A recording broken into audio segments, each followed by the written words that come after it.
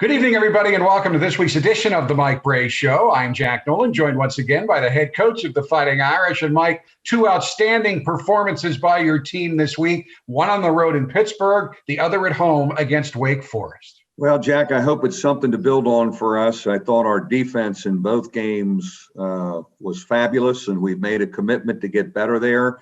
But then we added some offensive flow along with some pretty good defense, and that's a good combination for us.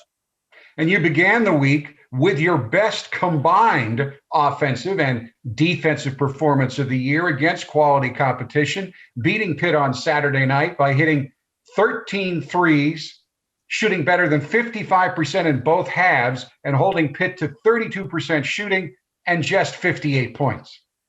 Well, our best performance of the year on both ends of the floor, and it's never too late in a league like the ACC, and a very good Pittsburgh team. I was thrilled with our defense because they're a gifted offensive group, and we were really able to guard. And as we've talked about many times, when we get stops and we can get out and get some early offense and not play against a set defense, we're pretty effective. What I really liked about the Pitt game was the Panthers are very physical to the point of being chippy. But unlike the Virginia Tech game, your guys did not lose their cool. They did not back down. And in fact, I thought gave physically as good as they got. I think we stepped forward in that area. I think we continue to get better in that area. I must continue to challenge us in that area. But I think we've understood to have success in the league, there's a physicality and mental and physical toughness that you're going to have every night to win a league game. Now, you've already mentioned offense and defense. You haven't touched on rebounding yet. Pitt is the second best rebounding team in the conference, and yet they only out-rebounded you by 3 in the game. We've been better in that department as well, keeping the field goal percentage down, keeping the second shots down, offensive rebounds down. And it's really been a collective effort. It's not just our big guys. Our guards are getting down there and helping us rebound. And that's an area we addressed after the Virginia road swing that, everyone's going to have to do this. We don't have a Johnny Mooney that's just going to get 12 of them every night. Now, Pitt's a lot like Carolina, where sometimes their best offense is to throw it up and go get it. They did have 17 offensive rebounds, but this is a metric I use, and maybe I'm the only one in the country that does. But off those 17 offensive rebounds, they only got 16 second chance points. That's less than 1 point per offensive rebound, which to me means even when your guys gave up the rebound, they didn't stop contesting the putback. Yeah, and I think that's an area where we've improved. We're going to give up some offensive boards. That's kind of built in. But, just because a guy gets an offensive rebound in traffic, you can still wall him up. You can still contest him. You can still make it tough for the putback. And I thought we did a pretty good job of that at Pittsburgh. Now, it was your third win in 4 games and gave you some real momentum heading into your Tuesday evening game with Wake Forest. And your guys turned in another very confident performance led by Jawan Durham with 18 points, 9 rebounds, 4 blocks, 2 assists, and a steal. To me, the most physically dominant performance of his Notre Dame career. And to see him do it after a good night in Pittsburgh, to do it back to back, if we could get consistent with him doing that, gosh, does that make us better and a factor in our league. But I'm thrilled for him. He has been a team guy. He has wanted to help. He is not the strongest and most physical guy all the time, but he can pick his spots to be aggressive. And I thought his frame of mind and the edge that he played with on Tuesday was really impressive and something we need to build on. Now, also giving you a big lift in the first half and throughout the game was Cormac Ryan. He scored 13 points, had 3 rebounds, 3 assists, 3 steals, and 2 block shots. He really seems to be developing into a game-changing sixth man. Well, I thought the light bulb looked like it was on for Cormac Ryan in the Pittsburgh game, and he carried it over certainly to the Wake Forest game. I do think he's comfortable. He and Nick come in together, kind of our sixth men joined at the hip. but what he's doing, he's always defended for us. He's always fought on the defensive end. As a matter of fact, Prentice, Trey, and Dane have joined him a little bit more as a more engaged defender. I just thought he was turning shots down on the offensive end and overthinking things. And now he's shooting the basketball and not overanalyzing, and I think in a really good rhythm for us. And now that you point that out, I have recognized it's almost like a six-man pod because you send both Nick and Cormac in at the same time. And what Jogo's been doing all year has just been terrific. Thrilled with Nick Jogo, a captain. He's been a voice, he's been a leader, and he knows who he is. He picks his spots. He always defends and rebounds. He always moves the ball. And he's a bit of a calming influence as a fifth-year senior when he's out there on the court. So him coming off and giving us key stuff is really important. And really those 7 guys now, if you look at our minutes and how we distribute our minutes, Pittsburgh, Wake Forest, that's the perfect world we're trying to achieve, is throwing guys through there and rotating them through and a little more even minutes. Right now, we've got a nice rotation with those 7. You've talked a lot already about your team's improvement in defense, and you should be talking about that. Let's put a number on it. In your last 3 wins, you have held your opponents to just over 58 points a game in the ACC. That's pretty good. Big strides in that area, and we needed to address it coming out of the Virginia road swing. I do kick myself a little bit that maybe in December I did not hold us as accountable individually and collectively to get in a stance, and it hurts. You know, I tie it to, we don't like to turn it over. We've made it a part of our culture that it's painful when we turn it over. We've added, if you get beat off the dribble and just ripped and sliced, that's just as painful. And I think our guys have done a better job of keeping guys in front of them and physically walling them up when it gets to the scoring area. I know one of the last times you really emphasized defense and had a great defensive team for a number of years, you came up with a kill stat. Now you've come up with a stop score that you keep both in practices and games. Explain what that is and how you came up with it. You know, we've got really gifted offensive guys. And one of the things we've tried to sell is when we do get stops, we're able to run and get down the floor and have that early offense, which we're so effective. We can stretch you out. We can pass and catch. We're really fun to watch when we're in that rhythm. And there's no pattern. We're playing basketball the right way. But I was trying to get away from maybe just defense 3 stops in a row without any reward going to the other end or any stat going to the other end. So we are now keeping track of stop scores. We had 24 at Pittsburgh. That's off the charts. We had 17 against Wake Forest. And the film breakdown feedback that I've given our guys the last couple games have been our stop scores, to keep emphasizing, look what we get to do on offense when we defend and get the first miss. Folks, our friends at NECA want to remind you that they are continuing their efforts to make our community brighter. It's what NECA electrical contractors do every day through donations, volunteer efforts, and by training the next generation of electrical workers through apprenticeship programs. The NECA contractors and electrical workers of Local 153 preparing for a brighter tomorrow.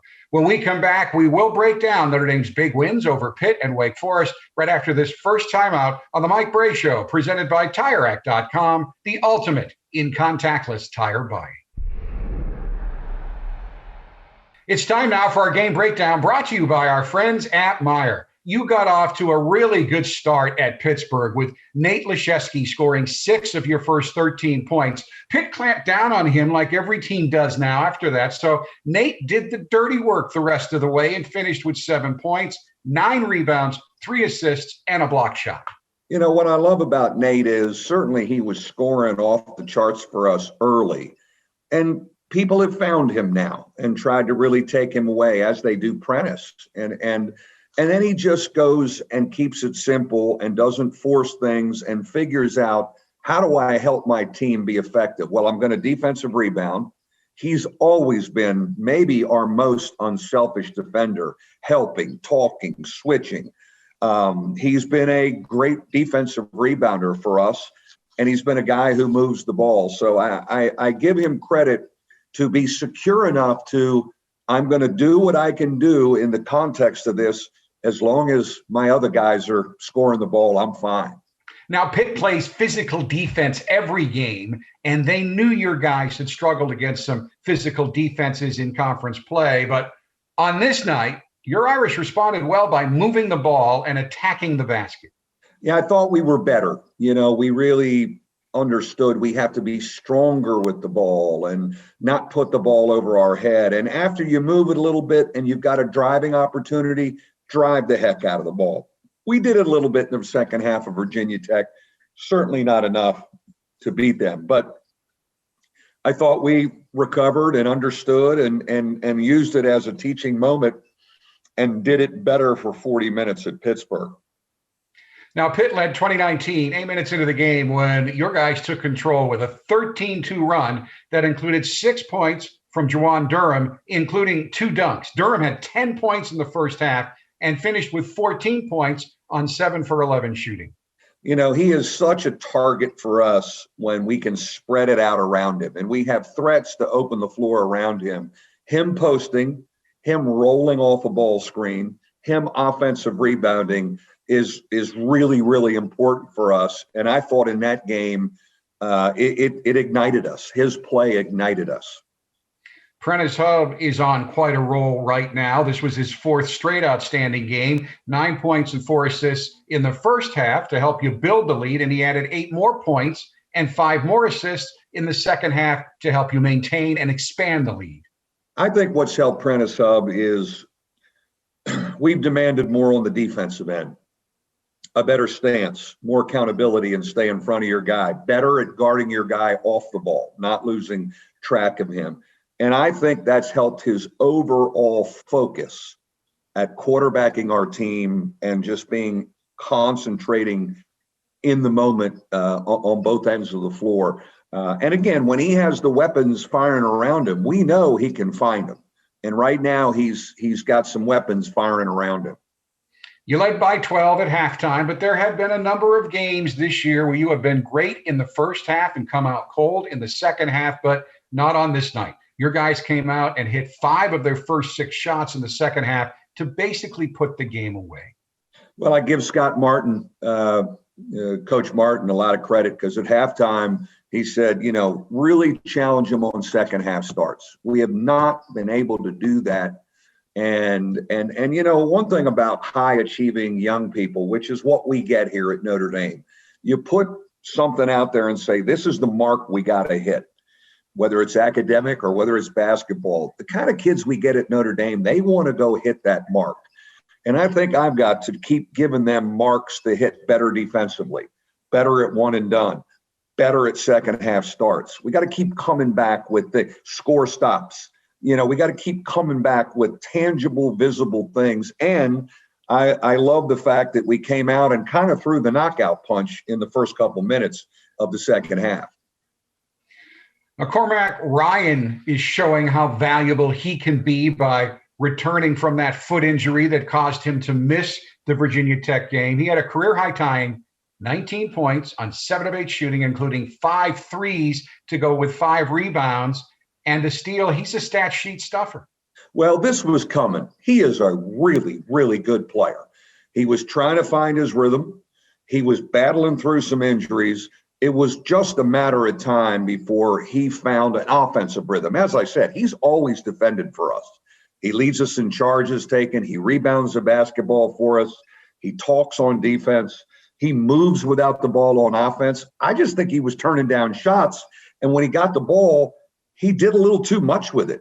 He's a 1-2 dribble guy, catch and shoot, or move it and cut. And I think he's understanding how to play less complicated offensively. And Cormac's not your only stat sheet stuffer, but he's a little more flashy than Dane Goodwin. His game doesn't always jump off the video screen or off the floor while you're watching it, but when you look at that stat sheet just about every night, He's contributed in just about every category. In this one, he had 16 points in the game to go with a team high tying 9 rebounds and 2 steals. Well, he has just gotten better and better every year. We invested in him as a freshman. There's always been a toughness about Dane Goodwin, but like Prentice Hub, holding him more accountable defensively, guarding his guy, and being more physical and tougher defensively and more focused defensively, I think helps his all-round game. Now, in this game, you won both the battle inside and outside the three-point arc, hitting 13 threes in the game while also winning points in the paint, 28-24. Yeah, it was a really balanced attack. And we're against the wall. We're 2-6 and we're fighting for our life. And of course, kind of familiar territory to last year. But having said that, our guys really responded. A very disappointing loss against Virginia Tech. Got pushed around a little bit like the JV, and I think we knew it and came out and responded well. And I'm really proud of that. And obviously we built on that a little bit in the next game. Occasionally we use the term Brey ball. Well, you shot 57% in the first half, 56% in the second half. You add in the 20 assists on 32 field goals. And I know it was the kind of offensive performance you strive for every night, but it's hard to achieve. Can you continue this half in and half out? I think you can. I mean, I think we've found something. And I think what's helped is those 7 guys now kind of have a better feel for who they are. Trey Wirtz now has played a bunch with us. Cormac Ryan has gotten healthy. Again, knock on wood, we keep all 7 of them healthy because it's a nice rhythm to our substitution pattern, and they know who they are on offense. The last couple of games, I have not called many sets, nor has Prentice. We've kind of played basketball with our good offensive principles that we have taught for 21 years here.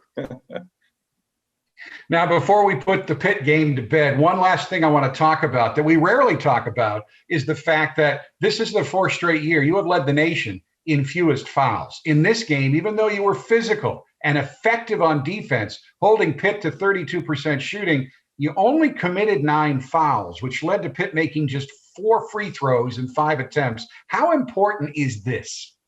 Well, we've been really committed to that, and it's helped us. I think a lot of the media people, TV people come in and go, well, you always have a chance because you don't turn it over and you don't foul. And it sounds so simple, but it's kind of true. You can kind of hang around with those 2 factors. Now, one of the things I felt we would have to give on a little bit is fouling if we're going to demand more on the defensive end and flying around a little bit more. And I'm still okay if we bang some people around a little bit and we're not leading in that category. Having said that, you can't have a team score 20 points from the foul line. And we have been really good at staying away from that. Now, a Midwest snowstorm kept the Irish in Pittsburgh overnight, but that was just fine after Notre Dame's impressive 84-58 win over the Panthers. Next up, a Tuesday evening home matchup against Wake Forest, and your guys just kept on rolling. For the 2nd straight game, Jawan Durham got off to a terrific start, scoring 6 straight points to give you an 8-5 lead, and he went on to finish with a game-high 18 points with 9 rebounds and 4 block shots, playing with a physicality I've never seen him exhibit in a game or practice. Well, the neat thing, Jack, is he put another one on top of the one. At Pittsburgh, Wake Forest, we must be greedy about doing this. And can we keep him in that mode? And because he's just so important to us. But certainly the success at Pittsburgh, individually and overall, gave him a little bit more of a swagger. I think all of our guys had a little more confidence after the performance in Pittsburgh.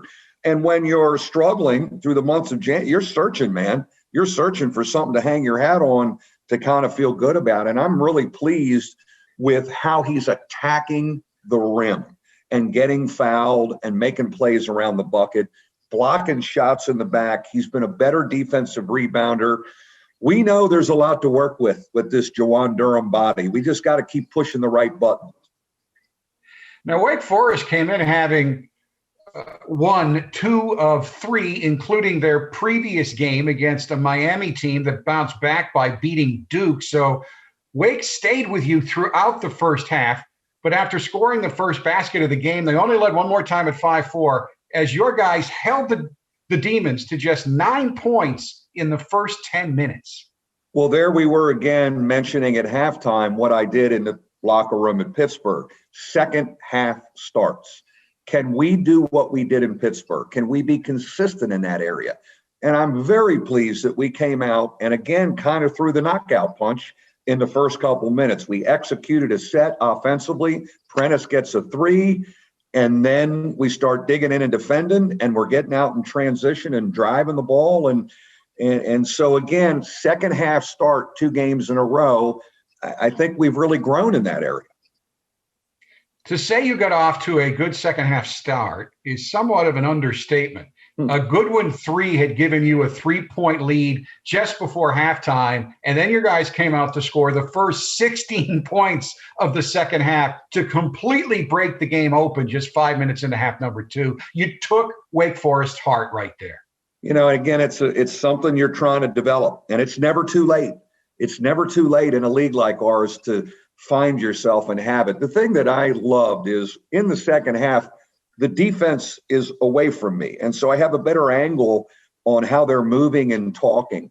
And I told them at both the 12, 8, and 4-minute media timeout that I was proud to be their coach, watching them talk and move as one on the defensive end. I know we were making shots, whatever. I just was really pleased looking and watching them cover for each other. We had a 3-point shooting team in Wake that we had to get out on the arc and switch and talk and rotate. And again, we've grown in that area, and they've seen that it helps us win if we do that more consistently on the defensive end. Another guy who was huge for you again for the second straight game was Cormac Ryan, who came off the bench to score 8 of his 13 points in the first half. And by the time the game was over, he had grabbed 3 rebounds, dished out 3 assists, and had come up with a game-high 3 steals while also blocking 2 shots. We talked about his performance against Pitt. He's playing with a confidence that he didn't have before. I feel the light bulb is on. And it was going to take time. There's no question about it. He didn't play a lot at Stanford as a freshman because of injuries. He didn't have a great freshman year. He had a pretty good freshman year, sat out all last year. I thought I had to remind myself in November that this is not a veteran guy who started 60 games like Prentice Hub or Dane Goodwin in their third year, or Nate Leshevsky, or even Trey Wirtz, who started 60-some games at Santa Clara. This guy was still a bit of a rookie, even though it's his third year of college. And so to keep teaching and simplifying, and for him, simple on offense. Catch, shoot, 1 or 2 dribbles, move the ball, cut. He's always defended for us. He's always rebounded. And I love that he's kind of putting it together on both ends of the floor right now. As much as we've already talked in this show, we probably have not talked enough about Prentice Hub and what he has done. He was expected to be your leader. He was expected to achieve, but he's really come into his own as your on-court quarterback. He had a terrific game, recording his 4th career double-double, 10 points, 10 assists, and 5 rebounds. In ACC play, he now leads the conference with an average of 6.6 assists per game. And in your 4 conference wins, he's averaging 9.5 assists per game. What is the ceiling for Prentice? I love coaching him. He is a warrior. He's not afraid, as we've seen. He'll want to take a big shot. He's made a number of big shots. But I think from my point of view, holding him more accountable defensively, not rationalizing, well, he's got to play 35 minutes, so we won't put him on the best guy. And, well, he maybe doesn't, holding his feet to the fire more has made him even more focused. Get into stop score mode, and here we come down the floor with a numbers advantage, and he's in the middle of the floor with the ball. I'm excited to see what he sees because, my gosh, it's like a computer analyzing open people. And he has made some amazing decisions unselfishly to find open guys and get us going. So guarding and then having some other weapons firing around him to find him, he gives us an edge. He's the head of the spear for us. and he's really key for us. Now, Nate Laszewski's scoring totals have dropped in recent games, and I think that's a credit to him because he remains the guy that opposing teams are focusing on defensively, and he seems to be saying, fine, I'll just do all the other stuff. Against Wake, he scored just 6 points, but he grabbed 10 rebounds with an assist and 2 block shots. Again, the security of being a team guy and wanting to win and being pure really rings out with a Nate Laszewski. He's going to continue to defend and rotate and help his teammates. He's going to continue to defensive rebound, and he's not going to force anything on the offense. Quite frankly, I thought he turned down a couple shots against Wake Forest, but he kept moving it and swinging it, and guys were getting even better things. So, I have a lot of respect for him because he understands, okay, I may not be getting the looks, I may not be scoring, but last time I checked, we won 4 out of 5. That works for me. So the Irish beat Wake Forest 79-58, marking the first time Notre Dame has ever beaten ACC opponents by 20 or more points in consecutive games. We'll be back with more on the Mike Brey Show, presented by TireRack.com, right after this timeout.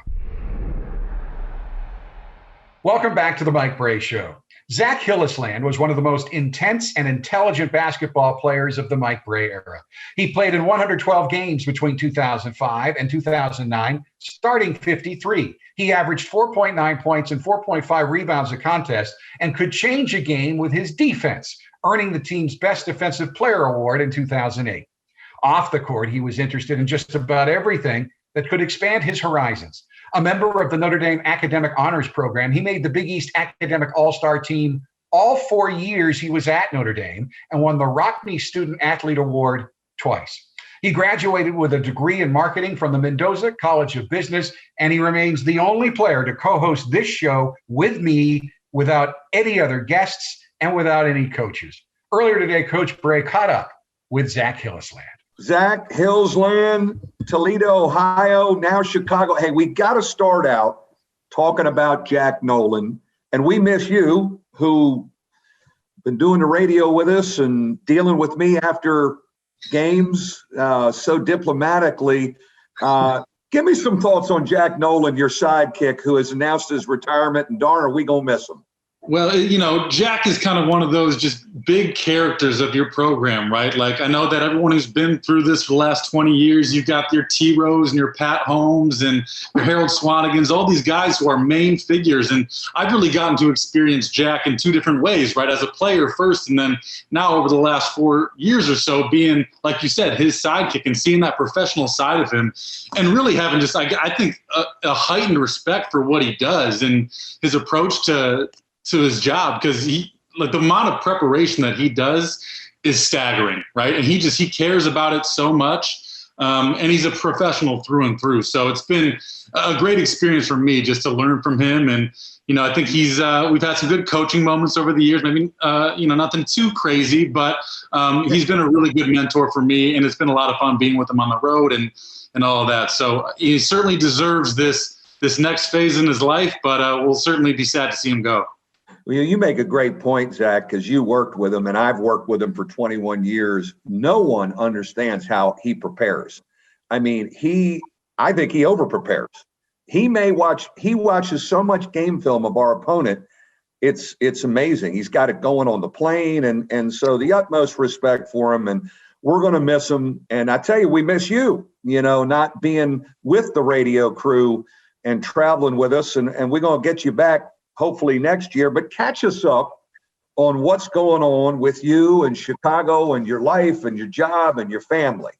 Well, we're doing what we can out here in Chicago, like you said. We got through the holidays, did some, socially distancing efforts and, made everyone feel comfortable and things of that nature. But me, you guys were all at the wedding in 2019. So I'm just living that married life, saving money, looking for houses, doing that whole thing.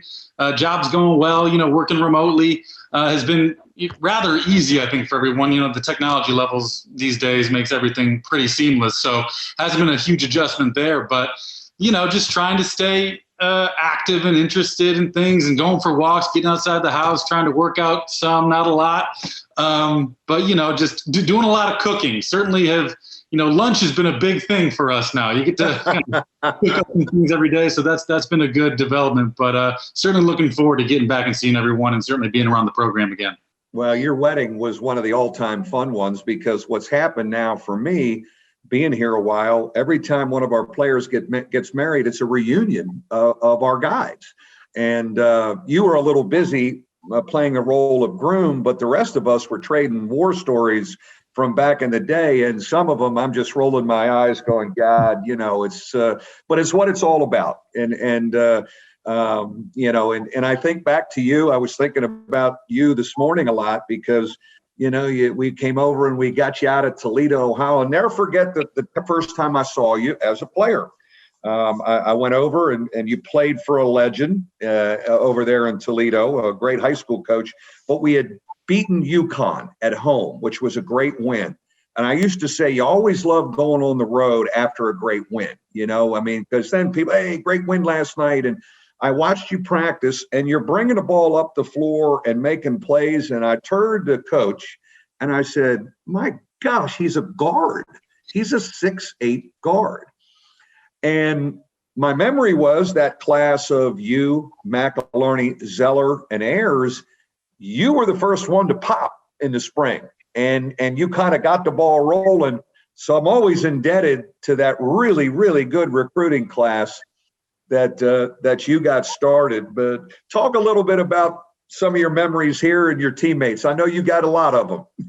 Oh man, where to begin? It really was one of those, life-defining experiences where you don't really realize how impactful it is until you get further and further away from it. And I think, the wedding is a great example, and getting everybody back, and certainly would have liked to invite everybody, that guys that I didn't even play with. It's like there's been such a connection, not only between my class and the people that we played with, but, you connect with a guy like Jordan Cornette, and you connect with guys, through the TBT tournament as well, certainly the inaugural winners of that thing. So just there's so much that we're grateful for in terms of like this brotherhood and this community that you've built. And it's just a really rare thing to see these days, like whether it's basketball, coaching, or jobs of any other kind, people are jumping around so much and, chasing off the next best thing, or looking for the grass is greener on the other side and all that type of stuff. But to really be planted for as long as this program has been under your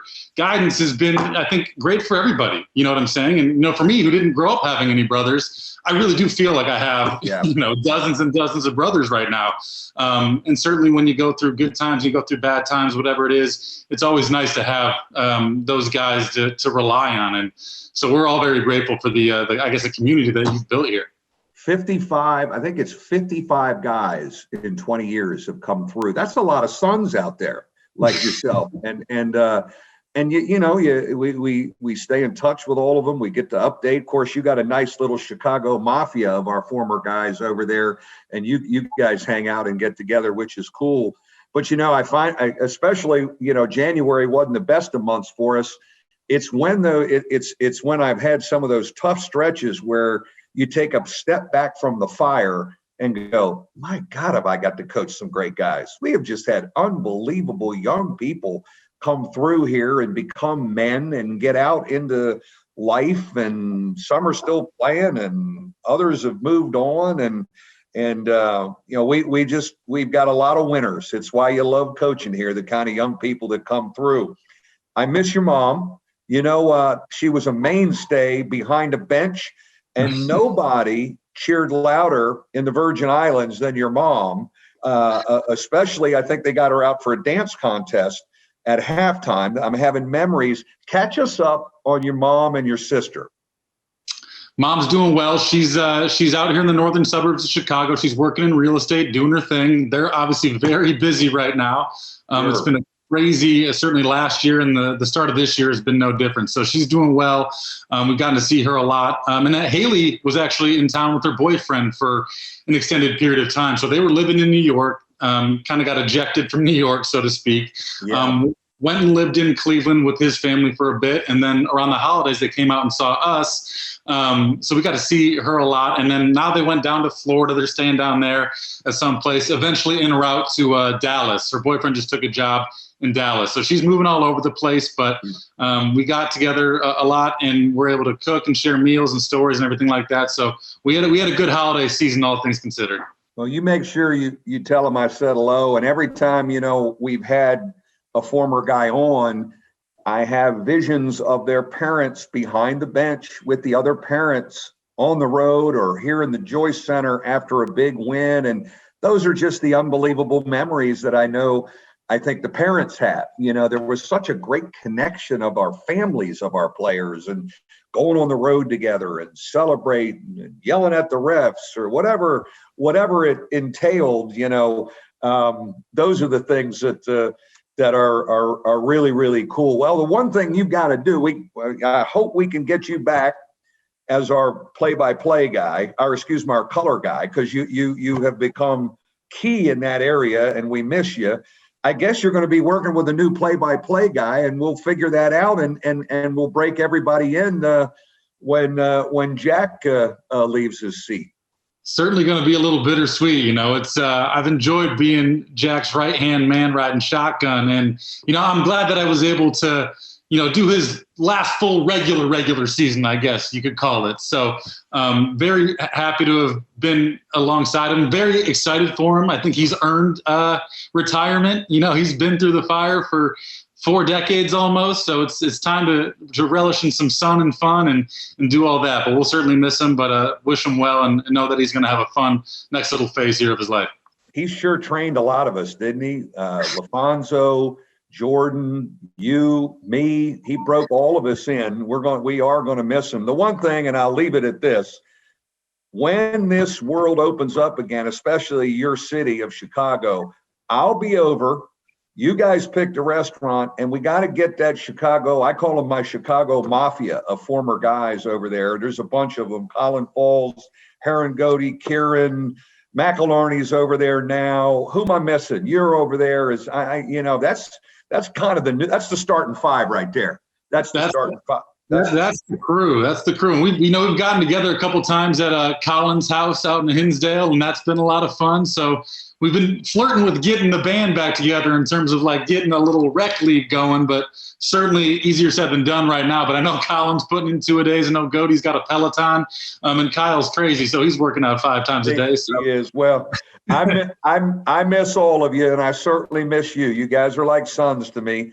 And it's great. We've had at the end of the show, we've done this now 6 or 7 times, and the memories just come flooding back. So we're going to get you over here when things open up, and I'm going to get over there and put you back on scholarship, which you're very accustomed to, being on my scholarship, all of you guys. But rightfully so. We all won a heck of a lot of games. You guys kept me in a job, and I thank you for that. And so stay safe. Hello to the wife. Hello to the gang. And let's stay in touch, all right? Sounds good, Coach. Thank you. We'll see you soon. Take care, Zach. Trey Wirtz has been a huge addition to this year's Notre Dame basketball squad. Granted eligibility by the NCAA in mid-December, Wirtz exploded for 27 points in his first start against Purdue. Hampered by an ankle injury suffered early in the first Virginia game, Trey has still started 7 of the 11 games he has played for the Irish this season and is averaging just under 8 points per game while shooting 42% from three-point land and 80% from the three-point line. For this week's TireRack.com player conversation, Coach Brey and I sat down for a Zoom meeting with Trey. Trey, it is my pleasure for the first time to welcome you to the Mike Brey Show. Thank you. Now, there was a lot of interest in your services. North Carolina, your dad says North Carolina, growing up in Charlotte, was your dream school. Virginia wanted you, Ohio State, Butler, just to name a few. Why did you pick Notre Dame? I think it was just the best of both worlds. I think academically, my parents have always stressed that, and it's hard to beat Notre Dame's education. And kind of basketball-wise, Coach Brey and Coach Hunt really got on me early, and kind of the style of play I felt best fit my game for sure.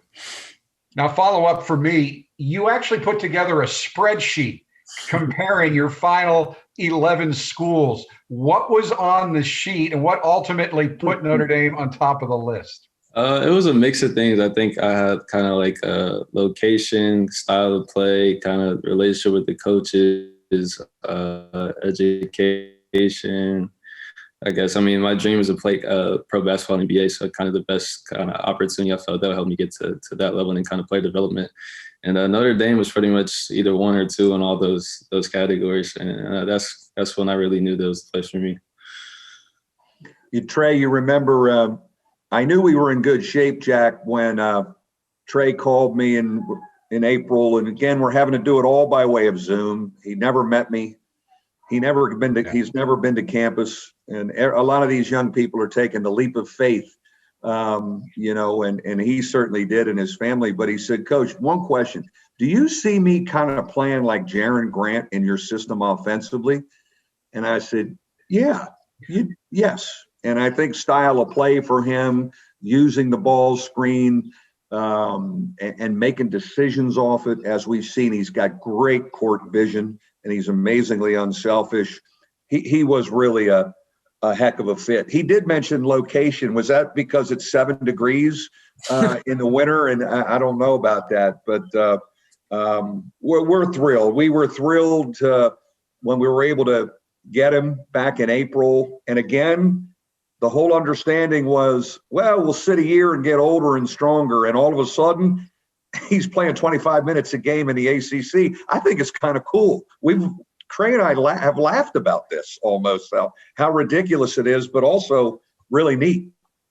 I know, Mike, you were fine with Trey not playing this season because I know one of the reasons he came here was to get the accelerated MBA from Mendoza, which will take him 3 years. But when the NCAA decided to not count this pandemic season against anyone's eligibility, I know you worked hard to get Trey and everyone in his situation eligible. What was that process like? Well, I was back in November, I'm watching us practice, and we have a couple guys hurt, Elijah Taylor, Robbie Carmody, and Scott Martin's having to practice, and Trey's in practice, but I'm saying, wait a minute. In a pandemic year, when we have no idea how many guys are going to be available to play, and you're going to need at least 7 to play, safety-wise, why would any transfer be ineligible? And certainly a lot of kids went and got waivers and all that, and we really weren't in that boat. And so Brent Moberg did a great job writing up the all-hands-on-deck proposal. Every kid should be eligible. Everyone's got their eligibility back anyways, so why not everyone eligible, even the transfers that were supposed to sit out? And it took about 2 months. But it really got a lot of momentum. And I think what got it over the goal line was the Women's Basketball Association really supported it. It's the right thing to do. I wish it would happen earlier, so we would have had him at the beginning of the year. But we have him, and he still has 2 years of eligibility after this, which is fair, the right thing. Trey, what was your reaction when you found out you could play? I mean, we talked about it a bunch kind of leading up to it, but I mean, it was hard for me, just kind of like, it's kind of going back and forth over the fence. And then I found out like 4 hours or so for the Duke game. So it was definitely tough, but I mean, it was cool kind of just to know that like I'll be playing this year. Cause I mean, it was going to be hard to sit out, even though we had planned on it before. I knew it was going to be hard, but so it's definitely nice to get out there and play. Yeah, I think with Trey, one of the reasons the whole sit-out plan was, hey, you need to get older. Your body needs to get stronger. Tony Rolinski, our practice facility, our resources. Well, to his credit, what is it, Trey, about 12? You've got about 12 on you, 14 on you. Yeah, about 10 pounds, yeah, 10 to 12. Yeah, 10 to 10. He's got 10 of muscle on. His body has really changed. So he really was able to close that gap starting from August 10th up. And he and Prentice Hub are living together. They were supposed to be in the dorm, but they're living together. And when you have 2 guards who play well off of each other, also as roommates, wouldn't you say, Trey, you guys go home and talk about chemistry and decisions on the court all the time, don't you? Yeah, I mean, I'm definitely still trying to learn and kind of get comfortable. I think me and his chemistry is probably the chemistry I got to build the most without any teammate, just because he has the ball a lot. So, but yeah, we definitely come home, we joke a lot. and we're really close. So it's definitely building. Now, Trey, your dad, Langston Wirtz Jr., is a respected sports writer who covers high school sports at the Charlotte Observer. Now, I've interviewed a lot of players who had a coach for a dad, and I know your dad did coach you in AAU ball, but I want to know what it's like to have a dad who is a sports writer who also covers high school sports when you're playing high school sports. Did that ever get complicated? So growing up, I mean, it was really cool because I would just go with him to all the big high school games around the city and got to see a bunch of great players and great teams. But when we got to high school, I think it was harder for him than it was for me, just because he just kind of had to sit there and he couldn't really be himself. He just kind of sit there as mute and not move, just so parents didn't think he was biased in the gym and stuff like that. So I definitely think it was a little harder for him than it was for me. Yeah, and then you mentioned the Carolina thing. So we start to recruit him, and then I know Carolina is interested. I'm saying, oh my gosh. But thankfully, I think for Trey, he looked at it and we had more room for playing time. There's no question about it. And as we said, it's been just so interesting to have him eligible this year. And I love what you said, Trey, where each game you're getting more comfortable playing with those guys, playing off the ball some. I'm going to talk to you today about cutting and moving more without it, because I think that's going to help you. But I love having them in there, Jack, because there is a really, really high basketball IQ and feel for the game. And I know you enjoyed talking with Trey's dad during the process. He was a big help with that, and he was getting as many calls as anybody. I guess it was complicated for him because he told a story once about how another parent called the paper to complain that he was rooting for his son at a high school game. Shows you the wacky world that we live in. But how helpful was that in this process that Langston really gets it? His dad really gets it as well, because Trey's first name is Langston. Trey is Langston Wirtz the third, hence Trey. But how helpful was his dad? Well, I think Trey, and I'd like him to comment on it here in a little bit, but he understood the recruiting world. He understood the sports world, as did his mom, and they went through it. It probably was tricky for you at times, though, at high school games, right? When your dad is writing the story and you're playing, right? Was that ever a little bit stressful for you? So his boss and him sat down. I think when I was in 8th grade, when they kind of realized I was kind of heading on that track. So I was off limits to him for any story, and I think my school was as well. So all he could do was write roundups with my name in the stats in it.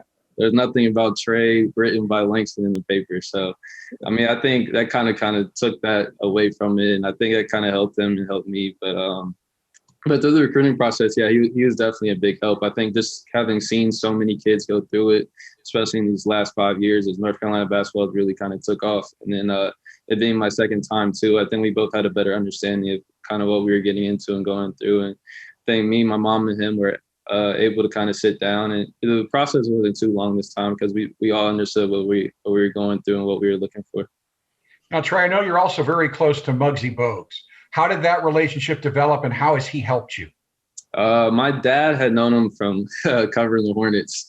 So when he was younger in his sports writing days, so I started working out with Muggsy when I was around 8 or 9, and he's kind of just been a mentor to me all the way up to now. I still talk to him every week or so, just asking him for little things here and there. But yeah, he was been a great help, kind of helping me get through to this stage in my basketball career. Jack, you talk about, you mentioned high school basketball in the state of North Carolina, and Trey's going to talk about that a little bit. One of the things since we joined the ACC, we've tried to recruit down that way a little bit more since we're playing in that state and that footprint more. And we've been very successful in the state of Florida with a number of guys, but we got into North Carolina, and getting a young man from Charlotte, when you have Wake, Virginia, NC State, North Carolina, Duke, Clemson, all right there, Virginia Tech, I thought it was a great shot in the arm for us. Trey, talk a little bit about the high level of high school basketball in Charlotte.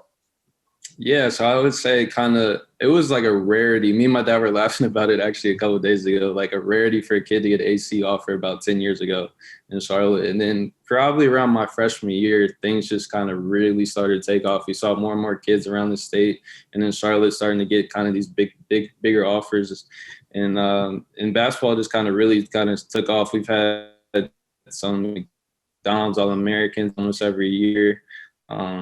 And I think our state association was rated like top 3 in the country my sophomore year in 2016. So I think it really started to pick up, and there's a lot of really good kids down there. And many schools have gotten kids from Charlotte and North Carolina and the ACC, as he was saying. So, Trey, that's really good perspective, especially you're now in the state of Indiana. I'm sure you've seen Hoosiers at some point down the line. Indiana's famous for high school basketball as Kentucky, but I think it's good for folks to know that other states are really catching up. And you yourself were a McDonald's All-American nominee. You didn't quite make the team, but that's all right. We're glad that you are here. So now not being a rookie in college basketball, you are a rookie for the final segment of our interview. It's called it's the Notre Dame basketball fast break. We used to do it on TV and radio. Now it's exclusive to the Mike Brey radio show. I'm going to fire questions at you, and you just give me some quick answers. And we start with general stuff like, what's your favorite all-time movie? Ooh, I'll go with He Got Game. First car you ever drove? Nissan Sentra. Favorite musical group or artist? Drake. Who's your role model? My dad. One thing the public would be surprised to learn about you. I played the trumpet when I was younger. Ooh. I didn't know that. And did you know Nate plays the saxophone? I did not. No. You've got a brass section coming up here. And I play the drums. That's right. We may have a little trio here. I like this. I might be a little rusty, but that's okay. We could book you guys in the summer. I think at the next, if the pandemic ever ends, Mike, that could be the entertainment at your basketball banquet. I like it. Favorite thing to do, Trey, when you're relaxing? Play video games. Favorite sport to play other than basketball? Golf. Favorite part of practice? Ooh. I'm pretty sure compete drill has been a popular answer I've heard. So, I'm going to choose something a little different, just to give something. I think kind of the new stop score thing that we're kind of doing. I like that. Mike, you talk about your basketball family, and they help every new guy through everything. They apparently have even prepped him for this. Yeah, there's no question. There's no question that he's got the scouting report. He scouted this thing out. All right. Well, here's your shot, Trey. Maybe coach will change this. What's your worst part of practice? Oh, I don't know. I don't know. Yeah, I don't have an answer for that one. Best part of your game? Shooting. Part of your game you need to work on? Defense. City or place in the world you would like to visit? Ooh, Dubai. Which one of these is better? Knocking down a long three, a highlight film dunk, dishing out a great pass, or coming up with a big steal? Pass. One thing you always hear from Coach Brey in practice? Get my motor up. Okay, Mike, it'll be interesting to see if he was prepped for this question. Assistant coach who is most like Coach Brey? Coach Bolanis. Did the guys talk to you about this question, or? No. No? It is kind of obvious, I know. All right, one word answer about the other guys on the staff. Scott Martin. Smart. Ryan Humphrey. Funny. Harold Swanigan. Jokester. Player on the team most like you? I don't know. Jawan probably. Okay. Best defender on the team? Cormac. Toughest Notre Dame player to guard? I'm not going to give anyone credit on that one. I like it. Best leaper on the team? Tony. Best dunker on the team? Tony, even though he hasn't got one this year. So, I guess in game it would have to be Nate. Worst dunker on the team. I think Elijah Morgan by default since he can't dunk. Best dresser on the team. I'll go myself. Worst dresser on the team. Matt Zona. Best singer on the team. I don't even know. I'll go with Cormac. I may need to get rid of this question. There's not a lot of singers on this team this year, are there? I don't think I've really heard many people sing. I mean, I've heard him like sing some Drake songs here and there, so that's why I went with him. But I haven't heard many people sing. How about best comedian on the team? Funniest guy? Tony. All right. Free throw shooting competition. Who wins, you or Coach Brey? I think I got to go with myself on that one, even though I have to make a few though. Trey, great job. Your personality jumps off my Zoom screen here. We are so happy that you are here and look forward to calling your games the rest of the season. Thank you. Congrats on retirement. I think I just seen that. Wow. Hope you enjoy That's really good. That's good. Yeah. Trey, great job. Get your motor up later today. All right, Coach. Well, and he just let the cat out of the bag. Mike, we'll talk about that last thing at the end of the show, which we are going to do. We're going to wrap up this week's Mike Brey Show. Not my career just yet, but we'll talk about it. It's presented by TireRack.com right after this timeout. Welcome back to the Mike Brey Show. We've talked before that the slow start in terms of wins and losses in ACC play this season was partially a product of the way the schedule fell. 3 of your first 4 games were against either Virginia or Virginia Tech. The other was against North Carolina. You've already played Virginia Tech and Virginia twice, and they're the top 2 teams in the league. Well, I'm going to go off script here a little bit, Jack, because, I want to say some things. You've announced your retirement. You and I talked about this in the summer. You and Rhonda are heading to Florida. Find a spot for me, by the way. But I just want you to know what you've meant to Notre Dame athletics. You have been an amazingly class act, total pro. When I think of Jack Nolan, I say just a total pro at what he does. And we in the basketball family are going to really, really miss you. And I personally am going to really miss you. You think about all the things we've done together, shows and radio and post game, and I don't know where to go without you holding my hand, quite frankly. But we're going to have a chance to celebrate this before you make the move. But I want you to know what a representative of Notre Dame athletics and our basketball program. Proud to know you. We'll miss the heck out of you. And the ultimate professional. And so congratulations, and you better enjoy it down there in 80 degrees every day.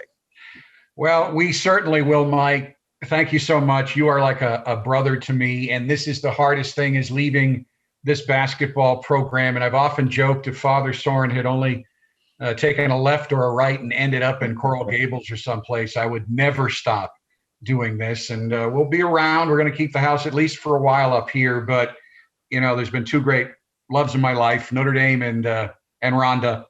But it's time now. Notre Dame is a demanding love, and it's time now for the schedule, as you understand, for us just to spend time together, which we've never been able to do. But it is hard to leave.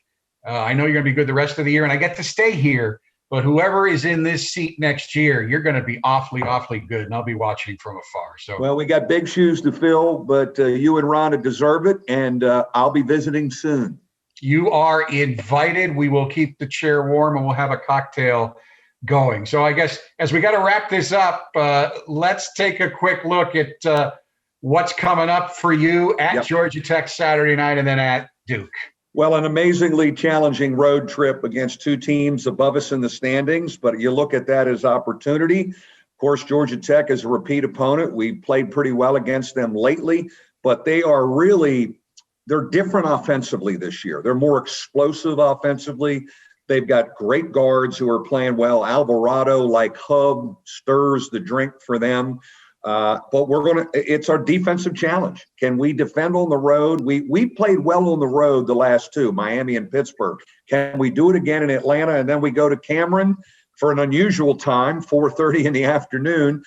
But Again, a chance for a quality win. And I think of all the games that disappointed me, and we've lost games, but we played a great schedule. I didn't think we were locked in the Duke game back in December like we needed to be, coming off the Kentucky win. And that's the one, like, I'd like to see us jump back in there and compete better. Mike, thank you. And folks, that will do it for this week's edition of the Mike Brey Show. But we will return again at this time next week to talk about the Georgia Tech and Duke games and preview the upcoming games with Miami and Clemson. It is never easy in the ACC. So until next week, for Coach Brey, I'm Jack Nolan. Thanks for tuning in. Stay safe. And as always, go Irish.